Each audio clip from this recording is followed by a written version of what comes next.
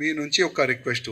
ఇంకోటి ఏంటంటే మాకు పురాణాపులు చౌరస్తా కానీ, అదేవిధంగా బేగం బజార్ ఛత్రి చౌరస్తా కానీ, అదేవిధంగా సిద్దంబర్ బజార్ కానీ, అక్కడ అనవసరం కొంతమంది ట్రాన్స్పోర్ట్స్ పోలీసులు పెద్ద పెద్ద లాఠీ పెట్టుకొని రామ భక్తుల పైన లాఠీ చార్జ్ చేస్తున్నారు, వాళ్ళకు దొబ్బుతున్నారు, ఒక రౌడిజం లాగా చేస్తున్నారు.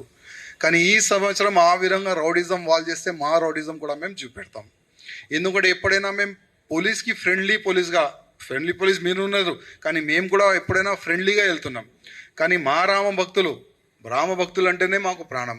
కానీ మా రామ భక్తుల పైన లాఠీ కొడుతున్నారు, మా రామ భక్తులకి తిడుతున్నారు, మా రామ భక్తులు కొడుతున్నారు అంటే అది కరెక్ట్ కాదు. ఎందుకంటే ఎవరికి ఇబ్బంది మా రామ భక్తులు పెట్టరు. 2 గంటలు లేట్ అవుతుందని మెల్లగా వెళ్తారు రామ భక్తులు మాకు. కానీ కావాలని మా కార్యకర్తల్ని దొబ్బుతారు, కావాలని మా కార్యకర్తల్ని కొట్టే ప్రయత్నం చేశారు. కానీ ఈ సంవత్సరం ఒక్క కార్యకర్త పైన కూడా లాఠీ పడితే మొత్తం యాత్ర ఆపేసేయాలి. మీ అందరికీ బాధ్యత ఇస్తున్నా, అన్ని యాత్ర ఆపేసేయాలి. అప్పుడు చూద్దాం మనం ఎట్లా వాళ్ళు యాత్ర స్టార్ట్ చేస్తారు. 2 days చేద్దాం, మొత్తం నైట్ చేద్దాం. ఎక్కువ అర్థం కాకపోతే రైడ్ కొడదాం, 4:30 వరకు యాత్ర తీసుకొని వెళ్తాం. ఎవరు ఆపుతారు చూసుకుందాం. మాకు ఇబ్బంది పెట్టకండి, మేము కూడా ఎవరు కూడా ఇబ్బంది పెట్టాం. మా రిక్వెస్ట్, మా ఒక్కొక్క రామ భక్తులు మాకు చాలా అమూల్యమైన రామ భక్తులు.